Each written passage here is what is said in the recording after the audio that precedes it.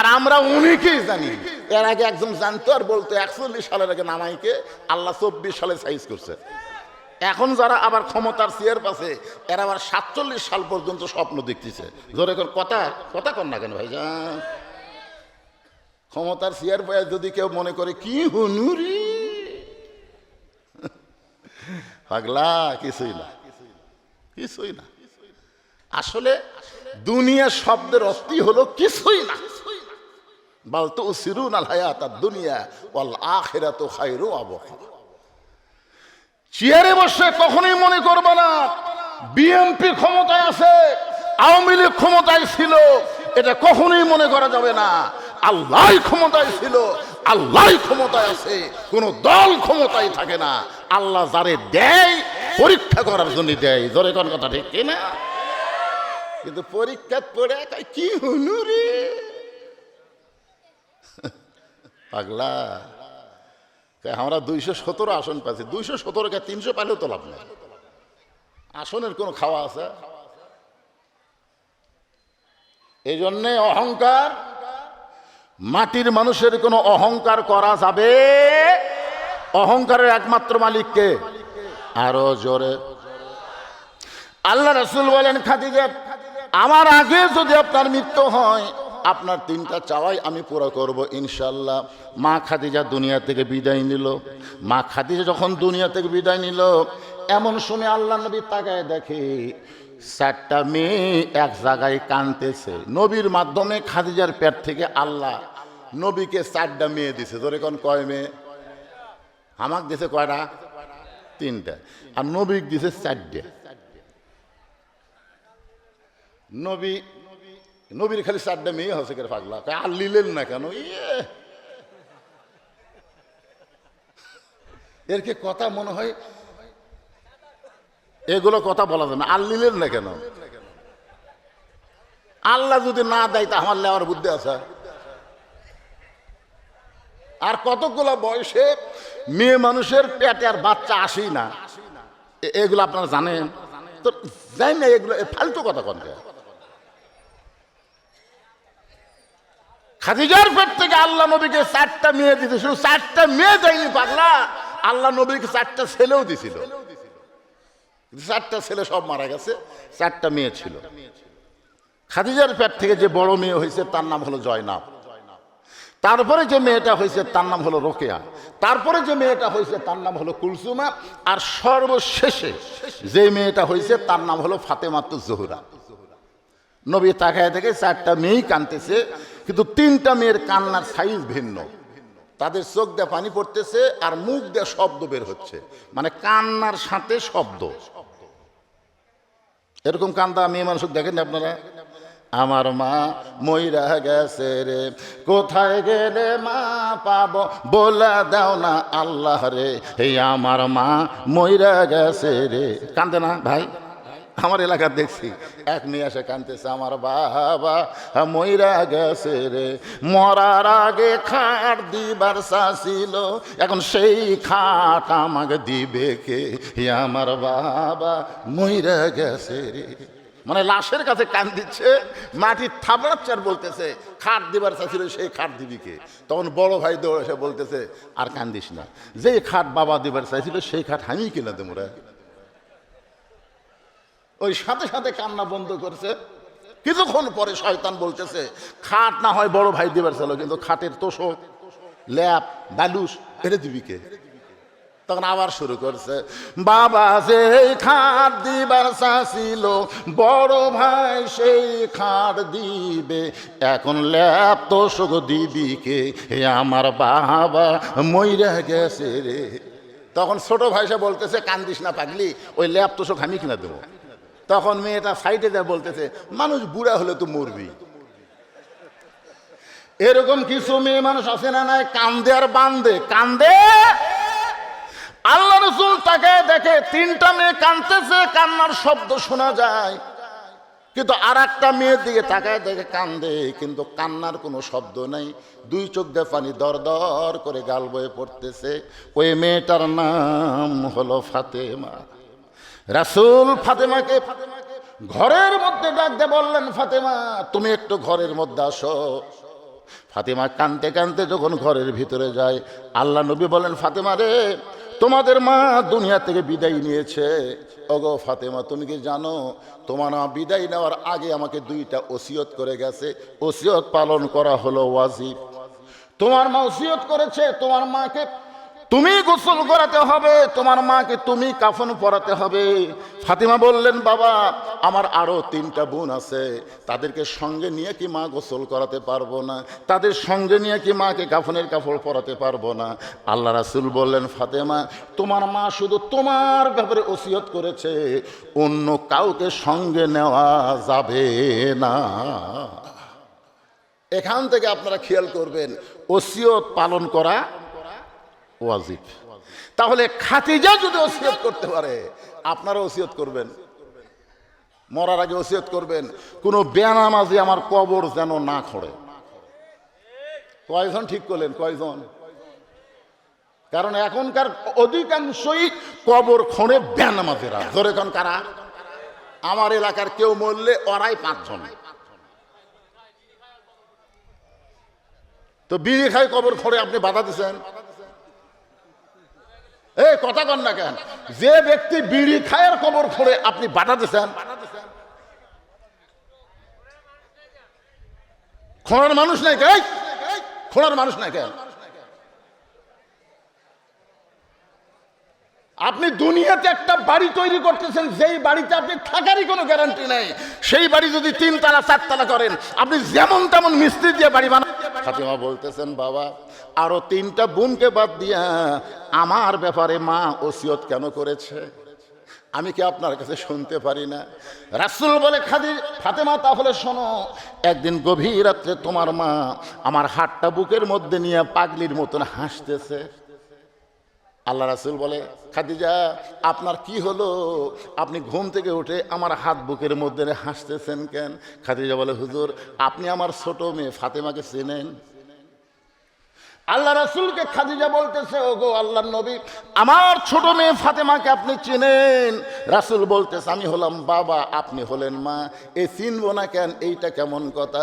খাদিজা বলে, হুজুর আপনি বাবা হয়েছেন, শুধু জানতে পারবেন, চিনতে পারবেন না।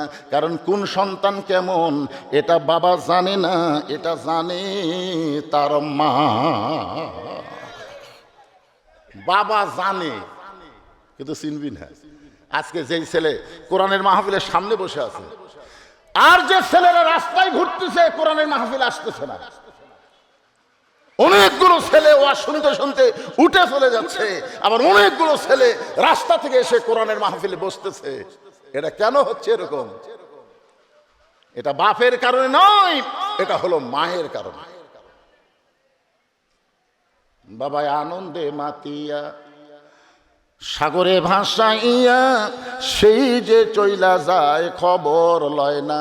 মাজন ধরিয়াই উদরে কতই যত্ন করে, ধরিয়াই উদরে কতই যত্ন করে, 10 মাস পরে পায় প্রসবের বেদনা। এমন দরদি ভবে কেউ হবে না আমার মা গো। মা পেটে নিয়ে যদি নামাজ পড়ে, 4 মাসের বাচ্চা, এদিকে শোনেন কি রে, মন কোন দিকে দেন? 4 মাসের বাচ্চা পেটে নিয়ে মা রুকুর থেকে সেজদাত গেছে, পেটের মধ্যে বাচ্চা একটু চাপ খাচ্ছে।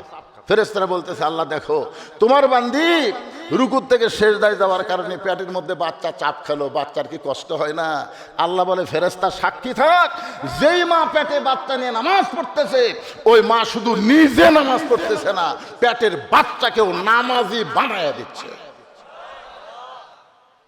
এই যে রমজান মাসে হোটেলের দরজা কালো পর্দা দিয়ে ভিতরে যারা খায়, এরা কোন মাল?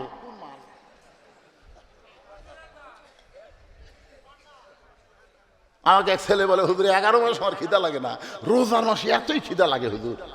আমি বললাম, তোর মা বেঁচে আছে? আছে তো মায়ের কাছে যা। তো মা কেমনি? আরে পাগল, যা।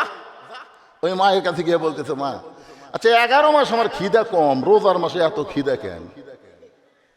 মা বলতেছে, এই কথা তো কে গেল না, কে করলো না, আমি নিজেই বুঝতেছি।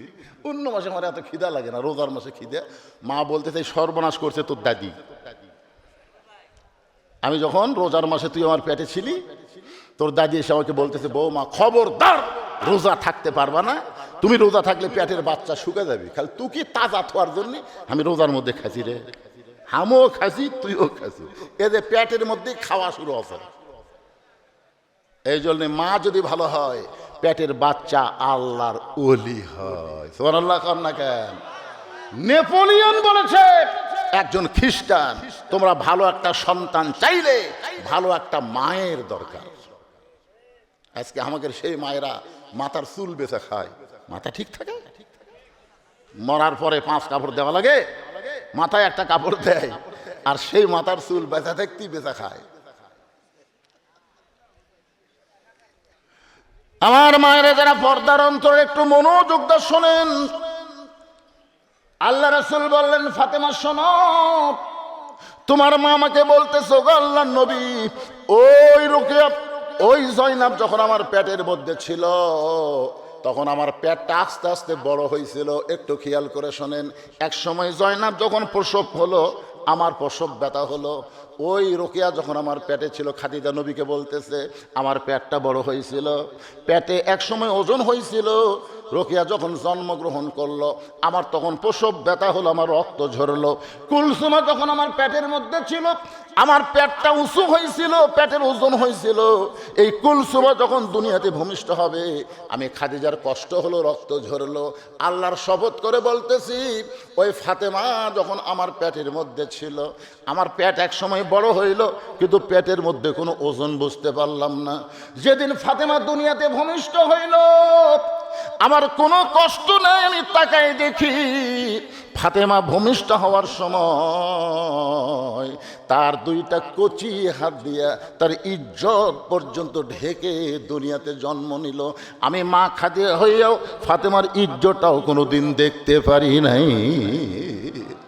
সেদিন থেকে বুঝতে পেরেছি এই ফাতেমা সাধারণ কোনো সন্তান নয়। আমি দুনিয়া থেকে বিদায় নেওয়ার পরে ফাতেমা যেন আমাকে কাফনের কাপড় পরায় দেয়, ফাতেমা যেন আমাকে গোসল করায় দেয়। আল্লাহ নবী বলেন, ফাতেমা এই মুহূর্তে তোমার 1 নম্বর দায়িত্ব হলো তোমার মাকে তুমি একা একা গোসল করায় দাও। নবীর কথা মতো ফাতেমা খাদিজাকে একা একা গোসল করানোর পরে আল্লাহ নবীর সামনে বলে, বাবা মাকে তো গোসল করায় দিলাম, এখন মাকে কাফনের কাপড় পরাতে হবে। আল্লাহ রাসূল আস্তে আস্তে ওই জুব্বাখানার কাছে গেলেন, ওই জুব্বাখানা বের করে জুব্বাখানায় একটা চুমু দিয়ে ফাতেমার হাতের কাছে নিয়ে বলতেছে, মা এই জুব্বাটাই তোমার মাকে কাফনের কাপড় পরাতে হবে। ফাতেমা ছোট বাচ্চার মতন কান্দে, শুধু কান্দে আর কান্দে। রাসূল বলে, ফাতেমা কান্দো কেন? বলে, কান্দার কারণ হলো আমি মায়ের মুখে সবসময় গল্প শুনেছি। আমার মা বলেছে তোমার বাবা যখন রাখাল ছিল আমার অধীনে তখন আমি মক্কার সব চাইতে ধনবতী রমণী ছিলাম। ওগো ফাতেমা, আমি তোমার বাবা রাখালকে আমার স্বামী বানায়া আমার সমস্ত সম্পদ তাকে দিয়া তাকে মক্কার সব চাইতে ধনী বানায় দিছি। ফাতেমা কান্দের বলে, বাবা আমার যেই মা মক্কার সব চাইতে ধনবতী রমণী ছিল আজকে সেই মা দুনিয়া থেকে বিদায় নিল। মক্কার দোকানিকে নতুন কোনো কাপড় নাই, নতুন কোনো কাপড় না দিয়া এই পুরাতন জুব্বা আমার মাকে আপনি কাফনের কাপড় দিচ্ছেন। মরে যাওয়ার সঙ্গে সঙ্গেই কি আমার মাকে আপনি ভুলে গেলেন? রাসূল কান্দার বলে, ফাতেমা রে এই জুব্বা আমি তোমার মাকে দিচ্ছি না, বরং তোমার মা আমার কাছে চেয়েছে। ফাতেমা চমকে বলে, বাবা তাহলে এই জুব্বার মধ্যে এমন কি মাহাত্ম্য আছে যার কারণে আমার মা তোমার কাছে কাফনের কাপড় হিসেবে চাইছে? রাসূল বলে, ফাতেমা এই জুব্বা সাধারণ কোনো জুব্বা নয় মা, এই জুব্বার সঙ্গে আল্লাহর কোরআনের সম্পর্ক রয়েছে। এই জুব্বা সাধারণ কোনো জুব্বা নয়, এই জুব্বার সঙ্গে আল্লাহর কোরআনের সম্পর্ক রয়েছে। এখন আপনাদের কাছে আমি জানতে চাই, যার সাথে কোরআনের সম্পর্ক থাকে তার দাম বাড়ে না কমে? একই গাছের কাঠ দিয়ে 3টা জিনিস বানাচ্ছে, একই গাছের কাঠ দিয়ে। একটা বানাচ্ছে খাট, একটা বানাচ্ছে সোফা, আর একটা বানাচ্ছে রেহাল। গাছ কিন্তু একটাই, জিনিস বানাচ্ছে কয়টা? 3টা। এখন আপনাদের কাছে যদি আমি প্রশ্ন করি, এই 3টা জিনিসের মধ্যে দাম বেশি কার? রেহালের। একে চিন্তা করে দেখেন, খাটের সাথে মানুষের সম্পর্ক, সোফার সাথে মানুষের কথা কয় না, সোফার সাথে আর রেহালের সাথে। তাহলে কোরআনের সম্পর্ক থাকার কারণে একটা রেহালের দাম যদি বেড়ে যায়, সেই কোরআনের সাথে আমাদের সম্পর্ক করার দরকার আছে না নাই? কারা কারা করবেন? আল্লাহকে একটু হাত দেখান তো দেখি, আল্লাহ দেখান। আল্লাহ, আল্লাহ দেখো, আল্লাহ তোমার পাগল বান্দারা এ হাত টান টান করে তোলেন।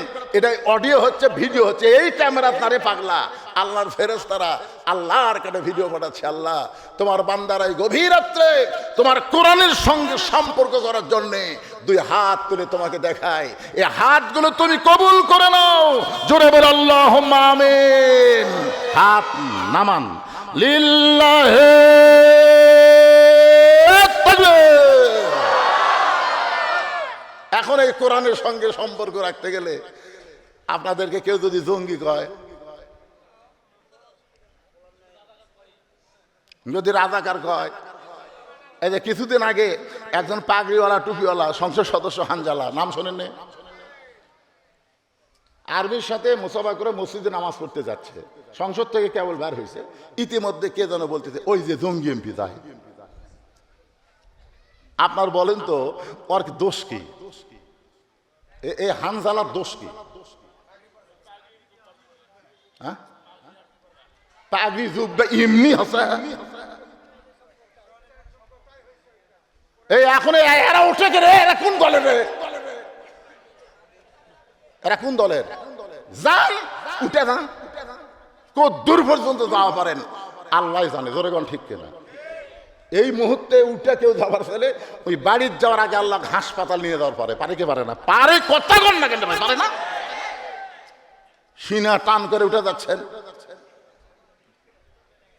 কোরআনের ওয়াজ তো আবু জাহেল শুনছে, আপনারা বসা শুনতেছেন, ওই খাড়া হয়ে শুনছে। সারা রাত কোরআন তেলাওয়াত শুনছে, সারা রাত। সকালবেলা করে বলতেছে এত সুন্দর কোরআনের বাণী, রাতটা কোন দিক দিয়ে গেল আমি বুঝবারই পারি। আবু সুফিয়ান বলে, নেতা যে কোরআন শুনতে সারা রাত চলে যায় সেটা ধরলে কি হবে? আবু জাহেল কয় এই জায়গাতেই তো কাম, এটা শোনা যায় রে, কিন্তু এটা মানা যায় না। এটা মানবার গেলে আমাকে ভুয়া নেতৃত্ব চলবি না। এই কোরআনকে মহব্বত করে। চিন্তা করে দেখেন, ফাতেমার হাতে জুব্বা, রাসূল বলতেছেন এই জুব্বা সাধারণ কোনো জুব্বা নয়, এই জুব্বা পরা অবস্থায় ফেরেশতা জিবরাইল গারে হিরায় আমার কাছে এসেছে। কোরআনের 5টা আয়াত, ইকরা বিইসমি রাব্বিকাল্লাযী খালাক থেকে 5টা আয়াত আল্লাহ তাআলা এই জুব্বা পরা অবস্থায় আমার উপর নাজিল করেছে। আর সেই জুব্বাটা তোমার মাকে কাফনের কাপড় তোমার মা আমার কাছে চেয়েছে। জোরে কর সুবহানাল্লাহ। আপনারা সবাই হাত তুলেছেন, আমরা আল্লাহর কোরআনের সাথে সম্পর্ক করব। তাহলে কোরআনের সঙ্গে সম্পর্ক করতে গেলে প্রাইমারির জন্য কিছুই করা লাগবে না। এই মাদ্রাসার জন্য আমাকে বলছে হুজুর 30,000 ইট হলে আমাদের মাদ্রাসা দোতলা কমপ্লিট হবে। 30,000 ইট, এই হাজার হাজার মানুষের মধ্যে 30,000 ইট দেওয়ার লোক আছে? উঠবেন না, আপনারা ওঠেন না। দানের কথা শুনলে লাভ দেওয়া ওঠেন, এটা ঠিক না। দানের কথা শুনলে লাভ দেওয়াটা যায় না। একবার আল্লাহ রাসূল বলে, ওসমান ওসমান আল্লাহ তোমাকে কত সম্পদ দিছে তুমি হিসাব জানো? ওসমান গনি বললেন, ইয়া রাসূলুল্লাহ একটা হিসাব তো অবশ্যই আছে। বলে কি হিসাব? বলে আল্লাহ আমাকে যত সম্পদ দান করেছে সেই সম্পদগুলো রাখতে যে গুদাম লাগে, এই গুদামও তালা দিয়ে ওই তালার সোনানির চাবি টানতে একটা উট হিমশিম খায়। সোনালা খুলেন না কেন? মানে কি কি টানতে? ওই যে তালাতে যে দেয় না সেটার নাম কি? চাবি, সোনানি। এই সোনানি টানতে একটা উট হিমশিম খায়। আল্লাহ রাসূল বলে, ওসমান এত সম্পদ আল্লাহ তোমাকে দিছে, যদি আল্লাহ ফেরত চাই তুমি কি করবা? সঙ্গে সঙ্গে ওসমান গনি মারছে দৌড়। সাহাবীরা বলতেছে, হুজুর দেখছেন দেখছেন কি দৌড় দিল? আপনি যেই বলছেন আল্লাহ যদি ফেরত চায়, ওসমান জেহারে দৌড় দিল। রাসূল বললেন, ইয়ানজুরু বিনুরিল্লাহ, তোমরা দেখোনি আমি দেখছি, কিছুক্ষণ ধৈর্য ধরো। কিছুক্ষণ পরে ওসমান গনি ওই চাবি বহনকারী উটটা নিয়ে এসে নবীর সামনে বলতেছে, ইয়া রাসূলুল্লাহ, শুধু গুদাম না, গুদামের সমস্ত মাল না, তালা না, ওই তালা চাবি, এই চাবি বহনকারী উটটা সহ আমি সব আল্লাহ দিয়ে দিলাম। রাসূল বলে, ওসমান, সবই যদি আল্লাহ দেও তো তোমার কি? ওসমান গনি বলে, হুজুর, আপনি কি আমাকে পাগল ভাবছেন? পরের জায়গা পরের জমি, সবাই বলেন পরের জায়গা পরের জমি, ঘর বানায় আমি রই, আমি কিন্তু জমির মালিক নই। বিশ্বাস করে বলতেছেন না, এমনি এমনি গান মনে করে বলতেছেন? তাহলে সবাই বলেন পরের জায়গা পরের জমি, পরের জায়গা ঘর বানায় আমি রই, আমি কিন্তু জমির মালিক নই। জমিদারের ইচ্ছা মতন, জমিদারের ইচ্ছা মতন দেই না জমিন চাষ, তাই তো ফসল ফলে না রে, তাই তো ফসল ফলে না রে, দুঃখ 12 মাস আমি খাজনাপাতি সবই দিলাম, আমি খাজনাপাতি সবই দিলাম, তবু জমিন হয় যে নিলাম, এই দুঃখের কথা কারে কই? সবাই বলেন পরের জায়গা, বলেন পরের জায়গা পরের জমি, ঘর বানায় আমি রই, আমি কিন্তু জমির মালিক নই। আল্লাহর কোরআনের সঙ্গে সম্পর্ক রাখতে গিয়া আমি এখানে 100 জন আল্লাহর বান্দা চাই, 100 জন, এত হাজার মানুষের দরকার নেই, 100 জন আল্লাহর বান্দা চাই। এ মাদ্রাসায় একটা কোরআন শরীফ দান করা লাগবে, 100টা কোরআন শরীফ, 100 জন। কেউ যদি মনে করে হুজুর আমি 1,20টা দিব, এক কোরআন শরীফ বাবদ মাত্র 500 টাকা, আপনি 500 টাকা দিবেন, এই নবীর মাদ্রাসায় একটা কোরআন শরীফ দান করার সওয়াব আল্লাহ আপনার আমলনামায় দিবে। পৃথিবীর শ্রেষ্ঠ দান নবীর মাদ্রাসায় একটা কোরআন। যারা কোরআনের সঙ্গে সম্পর্ক রাখার জন্য হাত তুললেন, তাদের পকেটে যদি 500 টাকা থাকে, তার কাছে আমার দাবি আছে। যদি না থাকে, কোনো দাবি নেই। আপনাকে পকেটে হাতে দেখেন তো 500 টাকা আছে। যে ব্যক্তি প্রথম 500 টাকা নিয়ে আসবে, ওর দেখা দেখে যত মানুষ দান করবে, প্রত্যেক মানুষের দানের একটা সওয়াবের অংশ আল্লাহ তার আমল নামায় দিয়ে দেবে। দেখেন পাড়াপাড়ি কি আরো শুরু আছে, কুড়ি থেকে একজন আসতেছে, আরেকজন করতে যাচ্ছে, আর আপনাকে টাকা লেবস থাকে 500 টাকা নেওয়ার জন্য ভিতরে পাঠাবেন না, 10 টাকা 20 টাকা যখন লাগবে তখন ভিতরে ব্যাগ যাবে। এই কোন আল্লাহর পাগল পকেটে 500 টাকা রাখছেন? কোরআন শরীফরে পৃথিবীর শ্রেষ্ঠ দান, নবীর মাদ্রাসা একটা কোরআন, মাশাআল্লাহ। ছেলে বাইরে আছে, ছেলের জন্য দোয়া চাই, বাবা কোরআন শরীফ বাবদ 500 টাকা দান করলো, আপনি হাতত রাখেন, ওটি ব্যাগের মধ্যে আগে ঢুকাবেন না, 100 টাকা হওয়া লাগবে। আর একজন কোরআন শরীফ বাবদ 500 টাকা দান করছে, আল্লাহ দানকে কবুল করেন। আসেন আসেন, তাড়াতাড়ি আসেন, আসার পরই বসে যাবেন। কেউ যদি মনে করে হুজুর আমি 1টা দিব, কেন আমি 10টা দেবো, 5,000 দেন, 20টা দিব, 10,000 দেন, 2টা দিব, 1,000 দেন, মাশাআল্লাহ। আর একজন কোরআন শরীফ বাবদ 500 টাকা দান করছে, আল্লাহ দানকে কবুল করেন। আর একজন কোরআন শরীফ বাবদ 500 টাকা দান করছে, আর একজন কোরআন বাবদ 500 টাকা দান করছে, আল্লাহ আপনি কবুল করেন। আপনি খালি গুনবেন, আপনি মন খারাপ করতেছেন, খালি গুনবেন কয়টা হয়, কামি বেন সেরে দেয় বারে, জর্দি টাকা গুনতেছে, কোরআন শরীফ বেন আমার এটি হয়ে যায় রে।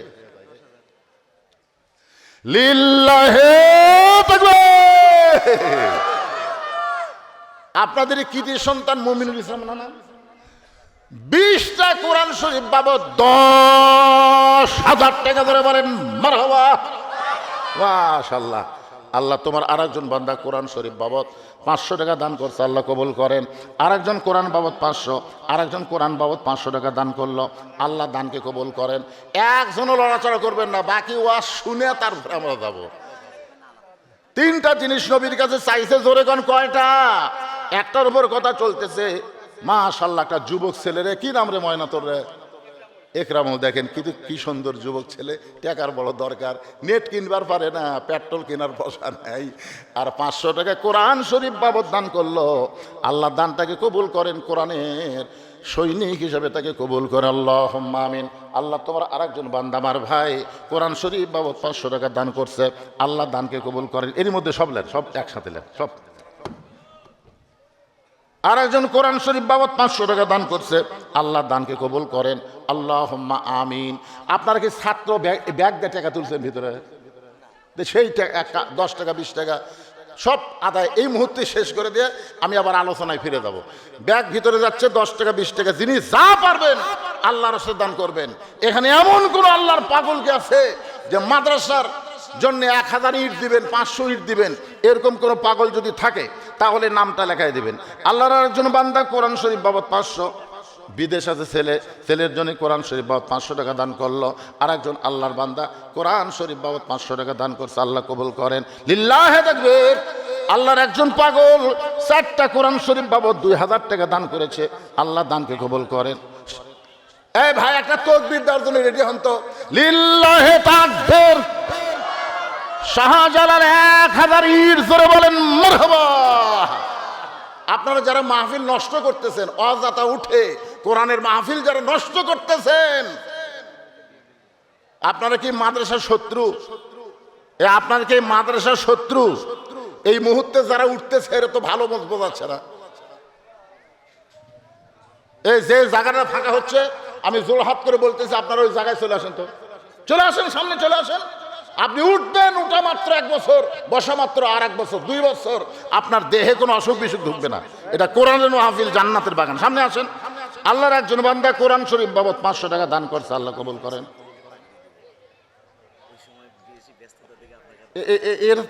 এর জীবনে শুনিনি।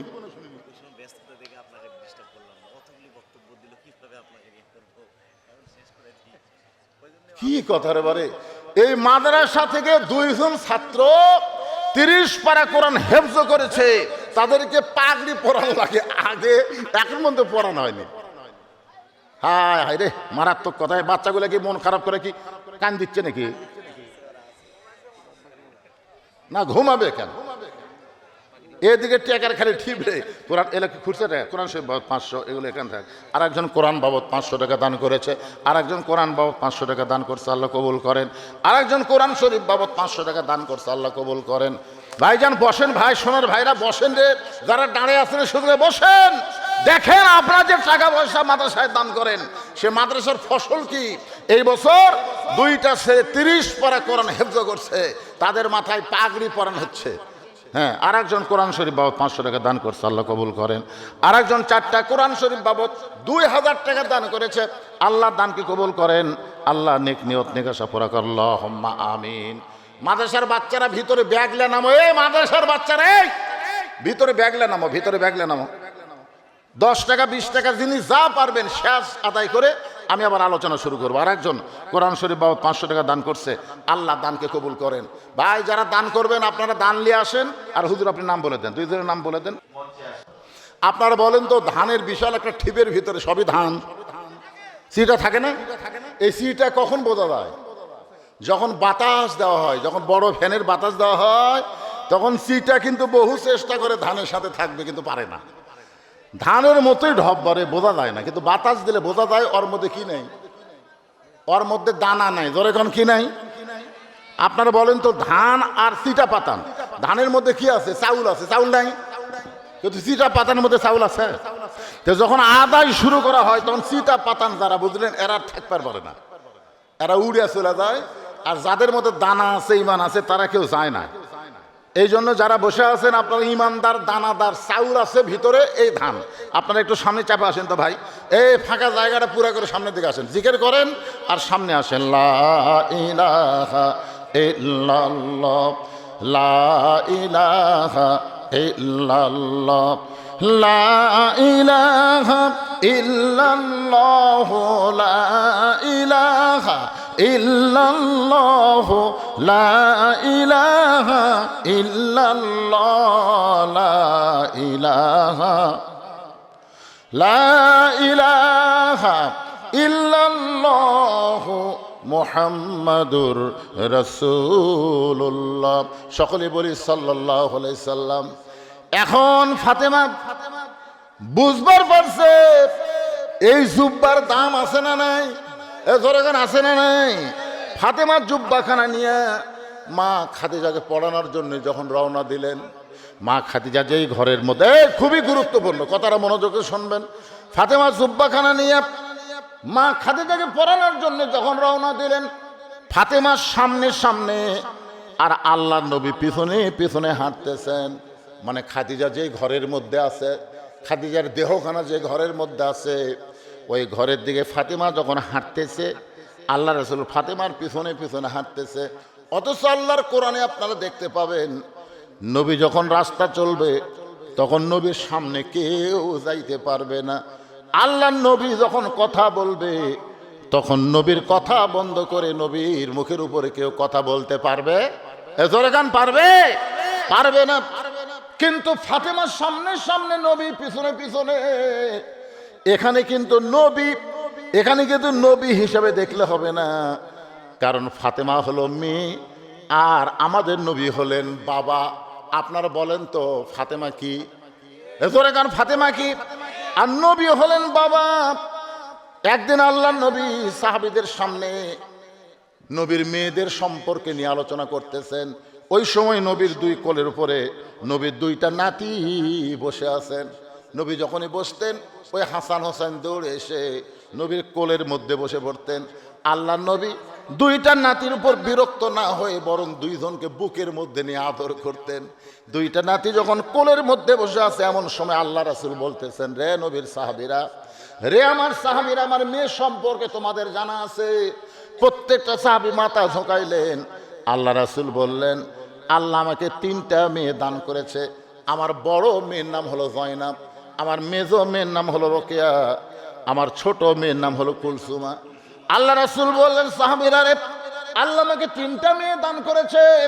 আমার বড় মেয়ের নাম হলো জয়নাব, আমার মেজো মেয়ের নাম হলো কুলসুমা রোকেয়া, আমার ছোট মেয়ের নাম হলো কুলসুমা। এমন কথা নবী 3বার বললেন, কিন্তু কোনো সাহাবী কথা বলতেছেন না।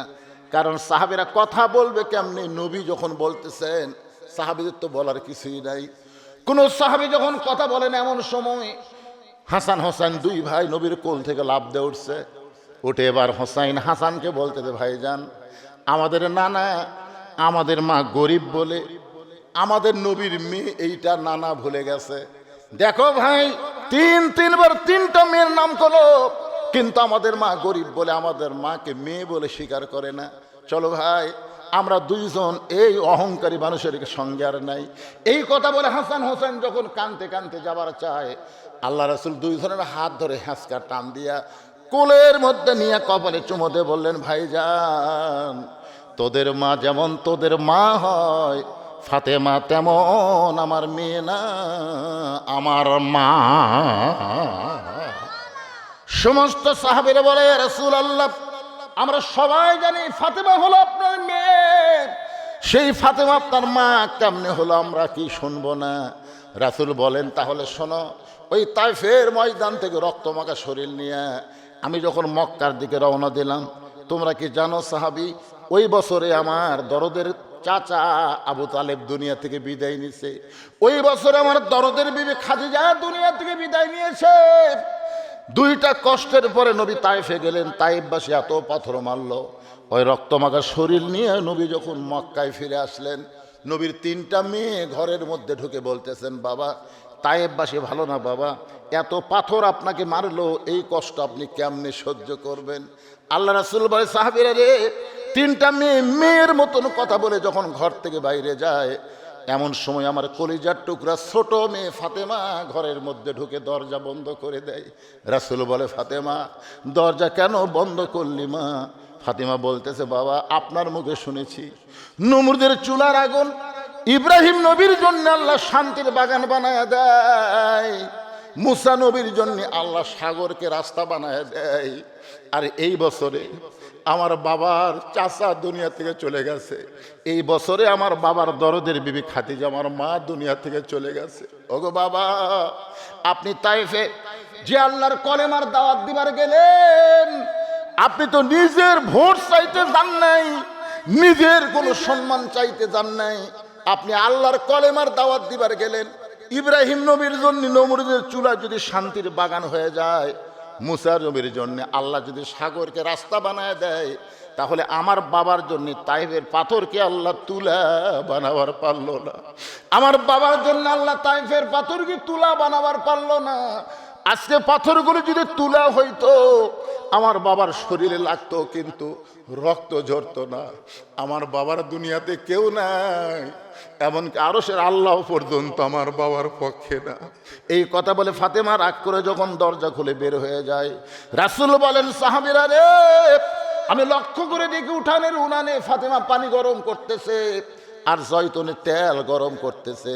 পানি আর জয়তুনের তেল গরম করে ফাতেমা ঘরের মধ্যে ঢুকে দরজা বন্ধ করে আমাকে তার উরাতের উপরে শুয়ায় নিয়ে আমার শরীর থেকে রক্তমাখা জুব্বা খুলে যত জায়গায় তায়েববাসী আমাকে পাথর মারছিল, ওই গরম পানির মধ্যে নরম কাপড় চুবড়ায়া চুবড়ায়া আমার গোটা দেহ পরিষ্কার করার পরে ওই ফাতেমার নরম আঙ্গুলের মধ্যে ওই গরম জয়তুনের তেল নিয়ে আমার ক্ষতস্থানে যখন মালিশ করে দেই, আমি নবী একজন মানুষ রে, তোমরা শোনো, আমি নবী একজন মানুষ।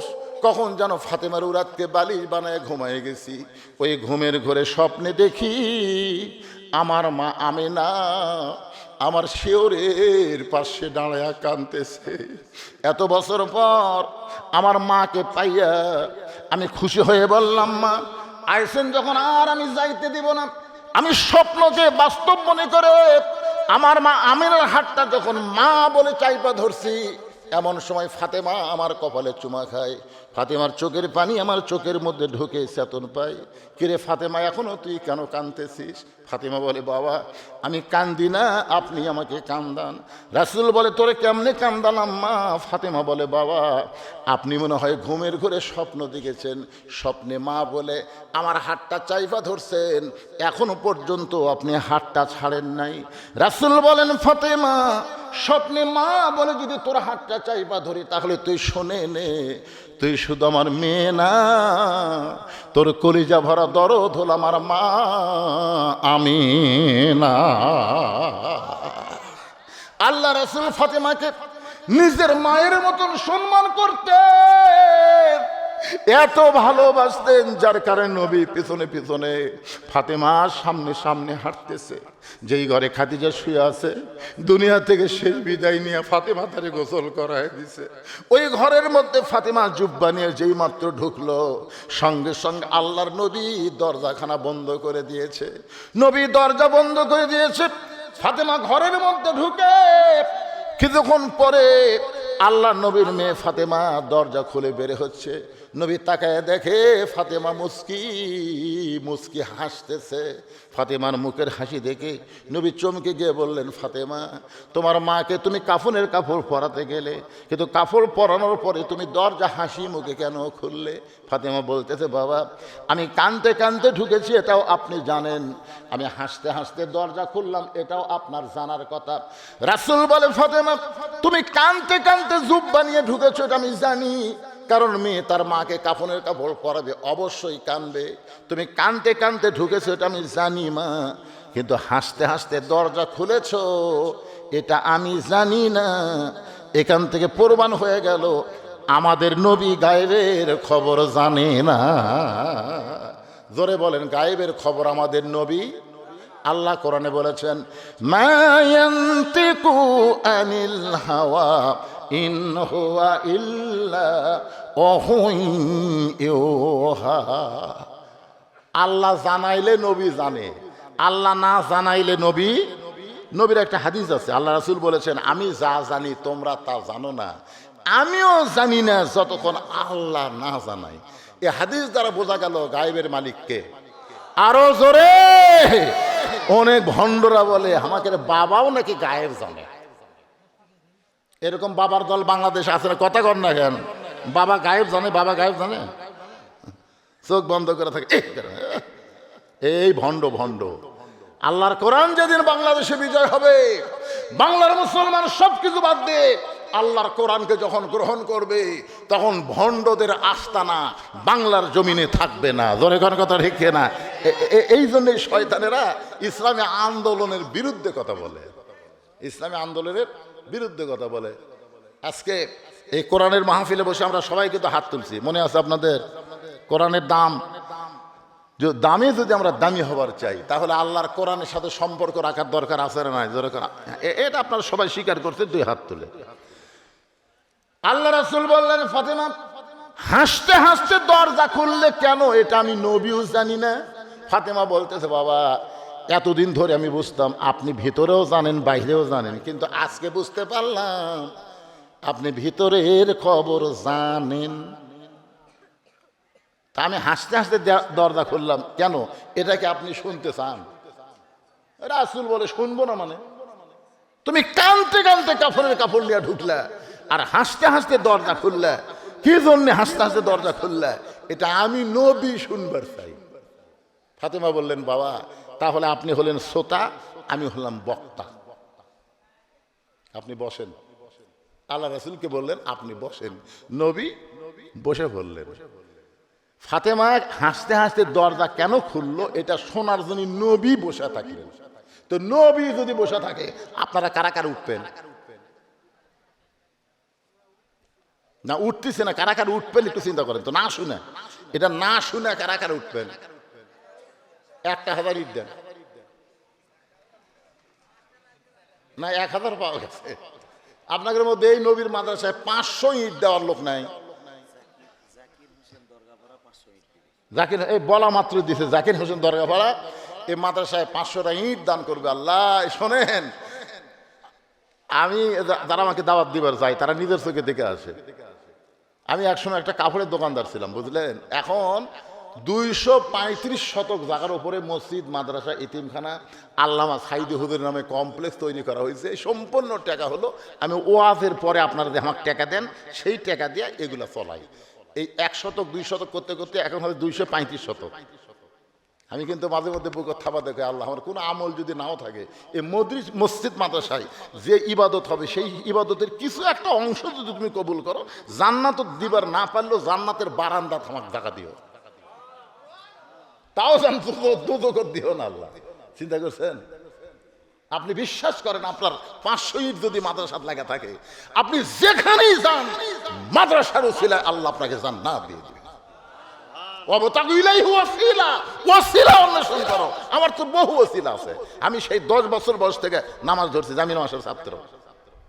আমি একজন নামাজি 10 বছর বয়স থেকে। আমার জীবনে দাঁড়িয়ে ওঠার পরে কোনোদিন ফুট ঠেকায়নি। আমি জীবনে প্যান্ট সরকার দিইনি, জুব্বাপাড়া মৌলবি। আমি আবার মৌলানা, আমি আবার বক্তা। তারপরে আমি আবার বিয়ে করছি, আমি আবার হজ করছি, আমার আবার 3টা মেয়েও আছে। আমি যেদিকে তাকাই খালি জান্নাত রে। তারপরে আল্লাহ বলতেছে এত সহজ না, এত সহজ না। মসজিদ মাদ্রাসা এতিমখানার পরেও 2 হাত তুলে আল্লাহকে বলি, আল্লাহ আমার যে পাপ, তুমি তো আমাকে সরাসরি জান্নাত দিবাই না, তো জান্নাতের বারান্দাত আমাকে একটু জায়গা দিও আল্লাহ, জান্নাতের বারান্দাত দিও। এই জান্নাতে ব্যক্তিকে দেখলেও তাও শান্তি পাওয়া যাবে। কি ভয়! ইন্না আকরাকুম ইনদাল্লাহি আতকাকুম। আপনারা একটু ভয় করেন ভাই। এই নবীর এতিম মাদ্রাসায় মাত্র 30,000 ইট লাগবে, 1,500 হয়েই গেছে। আপনারা সবাই 500, 1000 করে, অনেক স্বাবলম্বী লোক আছে। 1000 ইট দিয়ে পেশাব পায়খানা তৈরি করেন, আর একটা মাদ্রাসার দোতলা কাজ করতে 30,000 ইট লাগবে। একটু আল্লাহর রাস্তায় বলেন না কেন? আল্লাহই দিবে, আপনাকে দেওয়া লাগবে না।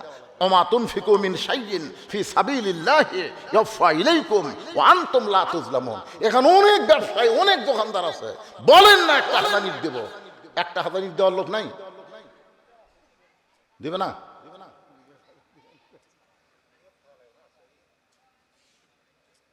আচ্ছা, এই আপনাদের এই গ্রামের নাম কি?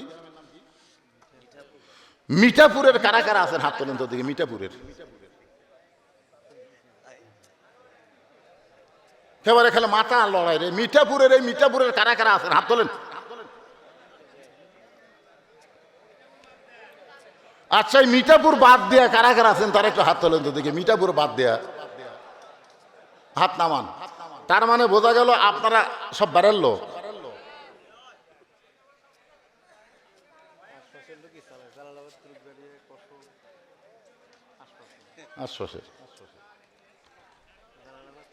আপনারা কি কন যে আপনারা না দিলে মাদ্রাসা বন্ধ হবে?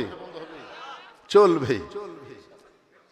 আপনাদের মধ্যে এমন কোন লোক মনে করতেছে না, কিন্তু যেদিন ডাক পড়িবে কবর মাঝে যাইতে, জোগাড় কিছু করছো বন্ধু তার মাঝে বিছাইতে, কিন্তু যেদিন যেদিন এটা আগামীকালও হতে পারে, আপনি নিয়ত করেন হুজুর বহু কিছুই করলাম, ছেলে আমার বিদেশে আছে, আমার ছেলে হাজার হাজার টাকা প্রতি মাসে পাঠায় দেয়, আমি সেখান থেকে ছেলের সুস্থতার জন্য কামাই বরকতের জন্য যে হারে মধ্যপ্রাচ্যের বোম মারতিছে, ধরে কোন কথা ঠিক কিনা?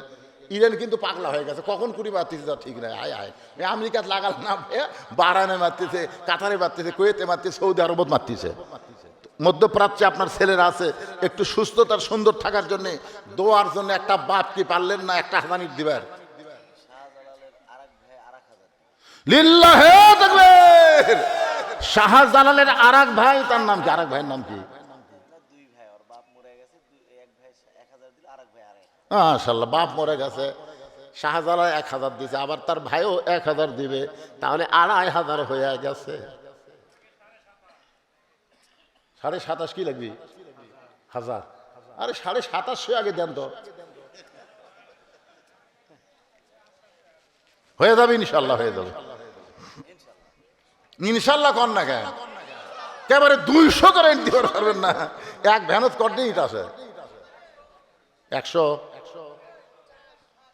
আরো নিচে নেমেছে 50।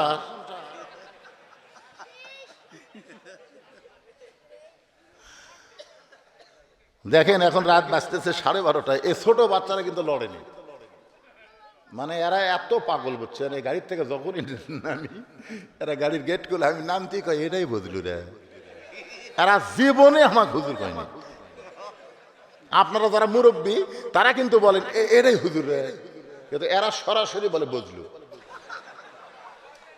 মানে ওরা শুনতে শুনতে আমার নামটা এত মুখস্থ, আর যে মাইকিং করে না বজলুর রশিদ, এ শুনে শুনে আর রশিদ টশিদ কিছু হয়নি, সরাসরি বজলু, এটাই বজলু। এই জন্য এরা সামনে বসছে ভাই, সব লড়লেও এরা লড়তেছে না, দেখেন এমন ভাবে ডাবা বসে আছে। আমরা দোয়া করব এই সন্তানদের মাগুলোকে আল্লাহ যেন কবুল করে, যেরকম আমি কোরআনের মাহফিলের সামনে কাতারে আমার মাসুম বাচ্চারা বসে গেছে, এদের মায়ের জন্য বাবার জন্য দোয়া করার দরকার আছে না নাই? আল্লাহ রাসূল বসে আছে, ফাতেমা বলতেছেন বাবা আপনার জুব্বাখানা যখন আমি আমার মাকে পরাবার যাই, আমি যখন আমার মাকে পরাবার যাই, ইয়ানজুরু বি নূরিল্লাহ, এই গুরুত্বপূর্ণ কথা তোমরা মনোযোগ দিয়ে শোনো, ইয়ানজুরু বি নূরিল্লাহ। ফাতেমা বলতেছে আমি আপনার জুব্বা পরানোর সময় আমার মার দিকে নজর করে দেখি, আমার মায়ের শরীরে আল্লাহ জান্নাতের পোশাক পরায়া দিছে। সঙ্গে সঙ্গে আল্লাহ নবী বসে থেকে মাটির উপরে হাত দিয়ে এত জোরে কান্না শুরু করে দিলেন, ফাতেমা চমকে গিয়ে বলে বাবা আমি মনে করেছিলাম আমার মাকে জান্নাতের পোশাক পরানোর কথা শুনে আপনি আনন্দ করবেন, কিন্তু কাঁদতেছেন কেন? রাসূল বলে ফাতেমা এই কান্না কোনো দুঃখের কান্না নয় মা, এই কান্না হলো আমার জীবনের সবচাইতে আনন্দের কান্না। তুমি জানো না ফাতেমা, আল্লাহ যখন আমাকে নবুয়ত দিল, সর্বপ্রথম আমাকে কে নবী বলে স্বীকার করবে? আমি যখন নানা রকম চিন্তার মধ্যে ছিলাম, ও ফাতেমা তুমি শুনে খুশি হবে, সর্বপ্রথম যিনি আমাকে নবী বলে স্বীকার করেছে তিনি হলেন তোমার মা, আমার বিবি খাদিজাতুল কুবরা। সর্বপ্রথম বউ হইয়া নবী বলে স্বীকার করা, এটা কি চারটিখানের কথা? নিজের বউ কিন্তু, আমি 3টা কথা অনেক মাহফিলে বলি, দেখবেন বড় বড় ডাক্তার যারা তাদের বইয়ের বাচ্চার সিজার করা লাগে না, দেখবেন মৌলানার বাড়িতে কোনোদিন মিরাদ লাগে না, আর পীরের বউ কোনোদিন মুরিদ হয় না। কারণ প্রত্যেকটা পীরের বউ জানে আমার পীর মাঝে মধ্যে মুরিদের বইয়ের দিকে চোখ মারে, ওই লুচ্চার হাতে মুরিদ কে হবে? আমার মতন বক্তাকে কোনো বউ কিন্তু সহজে হুজুর মানে না, কারণ জানে হুজুর হওয়া বড় কঠিন। কিন্তু সর্বপ্রথম আমাদের নবীকে যিনি নবী বলে স্বীকার করেছেন তিনি হলেন নবীর বিবি। এই কারণে আমার নবীর বাহিরেও যেমন ভিতরেও তেমন। আল্লাহ বলেছেন লাকাদ কানা লাকুম ফি রাসূলিল্লাহি উসওয়াতুন হাসানা, সফলতা যদি পাবার চাও তাহলে অন্য কাউকে নয়, নবীকেই তোমাদের আদর্শ হিসাবে গ্রহণ করে না। কোনো হুজুর চলবে না, কোনো পীর চলবে না, আদর্শ হিসেবে গ্রহণ করতে হবে আল্লাহর নবী। জোরে বলেন কে? নিজের হাতে নবী খাদিজাকে কবরের মধ্যে নামায় দিলেন। কবরে নামায় দেওয়ার পরে সবাই যখন কবর ছেড়ে চলে যায়, আল্লাহর নবী খাদিজার কবর ছাড়েন না। ঘন্টার পর ঘন্টা হয়ে গেল, কবরে মুনকির নাকির আসতেছে না। এক সময় আল্লাহ ডাক দেওয়া, হাবিব সবাই খাদিজার কবরে মাটি দিয়ে চলে গেল, আপনি কেন খাদিজার কবর ছাড়েন না? রাসূল বলে, আল্লাহ আপনি সবই জানেন, জানার পরও যখন শুনতে চান তাহলে শোনেন।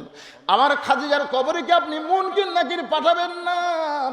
খাদিজা কবরের প্রশ্নের উত্তর দিবার পারবে না, আমি নবী তার পক্ষে উত্তর দেওয়ার জন্য কবরের পাশে দাঁড়ায় আছি। আল্লাহ বলে, হাবিব আজকে আপনি শুনে নেন, আপনি শুধু খাদিজাকে ভালোবাসেন তা কিন্তু না, আমি আল্লাহ খাদিজাকে ভালোবাসি। নবী বলেন, আল্লাহ আপনি আমার দরদের বিবি খাদিজাকে কেন ভালোবাসেন? আল্লাহ বলে, হাবিব রে,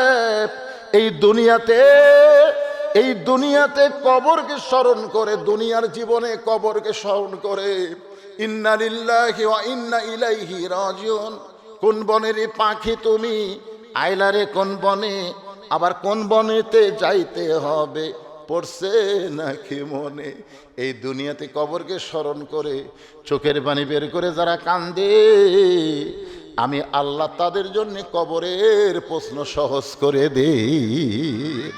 আর যারা নামাজি, যারা নামাজি, ইমাম গাজ্জালি বলেছেন, কোন নামাজি ব্যক্তি যদি নামাজ পড়া অবস্থায় দুনিয়া থেকে বিদায় নেই, মনে করেন জোহরের নামাজ পড়ছে, আসর আগে মারা গেছে, আসর নামাজ পড়ছে মাগরিবের আগে মারা গেছে, ফজর নামাজ পড়ছে জোহর আগে মারা গেছে, অর্থাৎ নামাজ পড়ার পরে সে মারা গেছে। অসুস্থ হওয়া সেটা ভিন্ন কথা, কিন্তু নামাজ পড়ার পরে আর এক নামাজ আসার আগে মারা গেছে, ওই ব্যক্তিকে যখন কবরে রাখা হয়, কবরে রাখার পরে মুনকির নাকির এসে প্রথম প্রশ্ন করে, মান রব্বুকা, তোমার রবকে? এই প্রশ্ন যেই করে তখন নামাজ খাড়া হয়। নামাজ বলে, মুনকির নাকির কাকে রব সম্পর্কে প্রশ্ন করতেছ? তখন বলতেছে, যে ব্যক্তি কবরে ঘুম পাড়তেছে, চেতন পায় না কেন, একই। তখন নামাজ বলতেছে, পাগলা আমি হলাম ওই ব্যক্তির নামাজ। তুমি যাকে রব সম্পর্কে প্রশ্ন করতেছ, তুমি জানো এই ব্যক্তি প্রতিদিন কয় ওয়াক্ত নামাজ পড়ছে? তাহলে এক বছরে কত ওয়াক্ত? এই বাচ্চা 70 বছর, 70 বছর দৈনিক 5 ওয়াক্ত করে হলে 70 বছরে কত ওয়াক্ত নামাজ পড়ছে হিসাব দে। মুনকির নাকির কয়, ভাই আমাকে তো ক্যালকুলেটর নাই রে। আচ্ছা তাহলে এটা তো ওয়াক্তর কথা বললাম, 5 ওয়াক্ত হলো 17 রাকাত ফরজ, তাহলে 70 বছরে 17 গুন্দে, আমাকে তো হিসাব জানা নাই। এই খালি ফরজ না, সুন্নত পড়ছে, নফল পড়ছে, এই মসজিদে যাই আর কাম কি শোন। মুনকির নাকিরকে বলতে স্যার কাজে হলো নিয়ত বান্দার পরই আলহামদুলিল্লাহি রব্বিল আলামিন। আলহামদুলিল্লাহি রব্বিল, কি প্রশ্ন করতেছু? মান রব্বুকা। নামাজের নিয়ত বান্দার পরে কি বলছে? আলহামদুলিল্লাহ রব্বিল আলামিন। রুকুত যা বলছে সুবহান রাব্বিয়াল আজিম, সেজদাত বলছে সুবহান রাব্বিয়াল আলা। তে এতবার রব রব রব রব করে আসে, কেবল কবর ঘুম আছে, আবার রব। মুনকির নাকির কয়, ঠিকই তো তাই রে, যেই লোক দুনিয়াতে এতবার রব রব করে কেবল কবর ঘুমাচ্ছে, আবার রব। আল্লাহ আল্লাহ কি হয়েছে? বলে, তোমার বান্দাকে মান রব্বুকা প্রশ্ন করার পরে নামাজ যে হিসাব দেওয়া শুরু করছে, নামাজ যে খেপা খেপছে, আল্লাহ বলতেছে, পাগলা যে নামাজ নিয়ে কবরে যাচ্ছে, তার শুধু রব না রে, তার সব উত্তর আমি আল্লাহ দিয়ে দিলাম। ধরে কারণ সুবহানাল্লাহ। ভাইজান, এই জন্যে সময় থাকতে সজাগ হন, যে কোনো সময় আমাদের মৃত্যু হবে, যে কোনো সময়।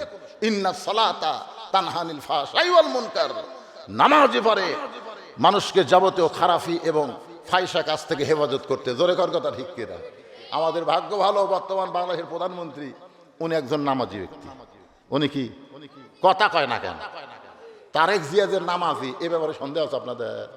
খুব ভালো নামাজি, উনি খুব ভালো নামাজি, কিন্তু উনি খালি একলা তো ভালো নামাজি হলে হবে না। এই জন্য সংসদে নামাজ কায়েমের বিল উত্থাপন করা লাগবে। জোরে কর কথা ঠিক কিনা? কারণ আমরা হিসাব করে দেখছি তো ভাই, আরাফার ময়দানে বহুবার গেছি, তো আরাফার ময়দানে গেছি, ওই সাজারাতুল জিয়া অর্থাৎ জিয়া ট্রি, জিয়া গাছ তো দেখেছি, জিয়া গাছ দেখেছি তো, নিজের সে গাছের তলে বসে বাতাস খেছি। বিশ্বাস করেন, ওই নিমের গাছে যখন বাতাস লাগে, ওই বাতাসটা যখন হাজিদের গায়ে লাগে, ওই বাতাস মনে হচ্ছে না দুনিয়ার কোনো বাতাস, মনে হয় আল্লাহ জান্নাত থেকে এই বাতাস সাপ্লাই করতেছে। আরাফার ময়দান এমন একটা জায়গা, যে জায়গায় কোনো পাপীও যদি মনে করে যে আমি পাপ আছে, তাহলে তার গুনাহ হবে। ওই জায়গায় যাওয়া মাত্রই আল্লাহ তার জীবনের সব গুনাহ মাফ করে দেয়। আর সে জায়গায় গাছ লাগাইছে কে? জিয়াউর রহমান। শুধু গাছ লাগায়নি, দুনিয়া থেকে যখন বিদায় নিল চিটাগাঙ্গে, তখন তার কাছে একটা ব্রিফকেস পাওয়া গেছিল। অনেকেই মনে করছিল না জানি ব্রিফকেসের মধ্যে কি আছে। ব্রিফকেস খুলে দেখে যায় নামাজ, তার উপর সুন্দর করে সাজানো আছে আল্লাহর কোরআন। জোরে কর সুবহানাল্লাহ। যার মা বেগম জিয়া দুনিয়া থেকে বিদায় নেওয়ার পরে লক্ষ লক্ষ মানুষ তার জানাজায় শামিল। একটা হিসেবে দেখা গেল 6 থেকে 7 লক্ষ আলেম পর্যন্ত তার জানাজায় শামিল হচ্ছে। জোরে কর সুবহানাল্লাহ। যার বাপ ভালো, যার মা ভালো, তার সন্তান ভালো হবে, এ ব্যাপারে আমরা সন্দেহ পোষণ করি না। কিন্তু কতকগুলা আশেপাশে আছে, এগুলো ব্যাপারে তারেক জিয়াকে সতর্ক হতে হবে। বহু মিডিয়া আছে, এই মিডিয়ার মাধ্যমে আমাদের বগুড়ার সন্তান, শহীদ জিয়ার সন্তান, খালেদিয়ার সন্তানকে বলবো, আপনি শুধু একা নামাজি হলে হবে না। কো আনফুসাকুম ওয়া আহলিকুম নার, জাহান্নামের আগুন থেকে বাঁচতে গেলে একলা নামাজি হলে হবে না, সবাইকে নিয়ে জাহান্নামের আগুন থেকে বাঁচা লাগবে। জোরে কোন কথা ঠিক কিনা? আজকে আমাদের যুবকদের চরিত্র সুন্দর চরিত্র করতে গেলে নামাজ কায়েমের আন্দোলন ছাড়া কাজ হবে না ভাই। নামাজি পারে ফালিয়াবুদু রাব্বা হাযাল বাইত, ওই ঘরের মালিকের তোমরা গোলাম হও। তোমাদেরকে সাথে সাথে 2টা পুরস্কার দেওয়া হবে। 1 নম্বর পুরস্কার হলো তোমাদের রিজিকের কোনো পেরেশানি থাকবে না। 2 নম্বর পুরস্কার হলো যাবতীয় ভয় ভীতি থেকে আল্লাহ পুরাপুরি নিরাপত্তা দিয়ে দিবে। আল্লাহ যেন আমাদেরকে জামাতবদ্ধভাবে ফজরের নামাজ সবাইকে আদায় করার তৌফিক দান করে। সকলে বলে আল্লাহুম্মা আমিন। আর এক হাজার আছে মিলের মালিক আসলাম তার পিতামাতার জন্য আরো 1000 ইট দান করলো, 3500 হয়ে গেছে। হ্যাঁ ভাই, কিছু দিবেন? আপনি ইট দিবেন নাকি? তাহলে 500 দিয়ে 4000 করেন না, সবাই মনে করবে 3500 হলো, আর 500 দেওয়ার কেউ নাই। আপনি নাই 500, নজরুল ইসলাম 500, আপনার নাম কি? গোলাম মোস্তফা 500। সবাই বলবে এটা আর বেয়াসাইদা হলো, কে রে 4500 হলো। 5 ওয়াক্ত নামাজ, নামাজ কয় ওয়াক্ত? 5 ওয়াক্ত নামাজ। 5000। আপনার নাম? বাদেশ আলী। মাশাআল্লাহ, 30,000 জায়গা 5000 হয়ে গেছে। বাদেশ আলী ভাই আমার 500 ইট দান করে হয়ে গেল 5000, আর থাকলো 25,000। ইনশাল্লাহ হয়ে যাবে। খালি শুরু করে দেন, আল্লাহর নামে শুরু করবেন বাজারের মধ্যে। হ্যাঁ, কি করবি? হচ্ছে তো, শুরু করলে দিবে। আপনি যেরকম ধান আদায় করবার সবাই দেয়, ইট যখন শুরু করবে ইনশাল্লাহ বাজারের মধ্যে মাদ্রাসা, তো আপনার সবাই যে মাদ্রাসাকে ভালোবাসেন সেটা আমি আমার ছোট ভাইয়ের কাছে শুনছি, সবাই ভালোবাসে। এই ভালোবাসা আপনাদের রাখতে হবে আল্লাহর কোরআনের সাথে সম্পর্ক রাখার জন্য। জোরে কোন কথা ঠিক কিনা? আপনাদের উপজেলা চেয়ারম্যান যেটা ছিল মকে, যে প্রধান অতিথি করলেন, উনি কি দিয়ে গেছে আজকে? 10,000 টাকা দিয়ে গেছে নগদ, আর কিছু উপজেলা থেকে বরাদ্দ দেওয়ার কথা। নগদ দিছে। মাশাআল্লাহ। এদিক দিয়ে বিএনপি নেতার একটা গুণ ভালো, এরা নগদ দেয়। আগেকার গুলা খালি লেখা দিয়ে যেত ভাই, পাওয়া ভাই। বিশেষ অতিথি 10,000 টাকা দিচ্ছে। না ভাই, আমার 10,000 টাকা দান করছে।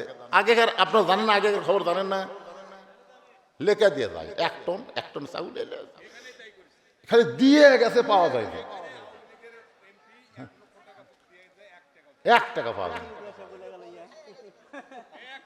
গোষ্ঠী শুদ্ধ খেয়ে গেছে, 1 লাখ টাকা দিবার 1 টাকাও দেয়নি। আর এইবারে বিএনপির এখনো উপজেলা চেয়ারম্যান হয়নি, হচ্ছে? হ্যাঁ, মকে হচ্ছে উপজেলা চেয়ারম্যান। দাঁড়াবি তাতে 10,000 দিয়ে গেছে লগত। দোয়া কর, ওই জন্য দিছে, মানে বিএমপিরে এরা বিএমপিরে পাগলা। আমাদের একজন বড় ডোনার আছে, হ্যাঁ দোয়া করা কে ডাক্তার মোলারি সরকার। উনি কি দিছে? উনি এক মাসে রোজার ইফতারি দিয়েছিলেন এবং প্রত্যেক মাসে মাসে 5,000 প্রত্যেক মাসে মাসে 5,000 টাকা এক ব্যক্তি দেয়। রমজান মাসে রোজাদারের মাদ্রাসার ছাত্র সব ইফতারির টাকা উনি একবারে দিয়ে দিচ্ছে। ওনার নাম হচ্ছে ওমর আলী ডাক্তার। হ্যাঁ, সকলের জন্য দোয়া করা হবে। ভাইজান সবাই যারা দাঁড়িয়ে আছেন একটু আল্লাহর রাস্তায় বসেন, এখন দোয়া হবে। আস্তাগফিরুল্লাহ আস্তাগফিরুল্লাহ ওয়া আতুবু ইলাই, আস্তাগফিরুল্লাহ রাব্বি মিন কুল্লি জামবি ওয়া আতুবু ইলাই, লা হাওলা ওয়ালা কুওয়াতা ইল্লা বিল্লাহিল আলিয়্যিল আযীম। আল্লাহুম্মা সাল্লি আলা মুহাম্মাদ, আল্লাহুম্মা বারিক আলা মুহাম্মাদ। দোয়া করে দিলাম। আল্লাহুম্মা আমিন। আল্লাহুম্মা আনতাস সালাম ওয়া মিনকাস সালাম, তাবারাকতা ইয়া যাল জালালি ওয়াল ইকরাম।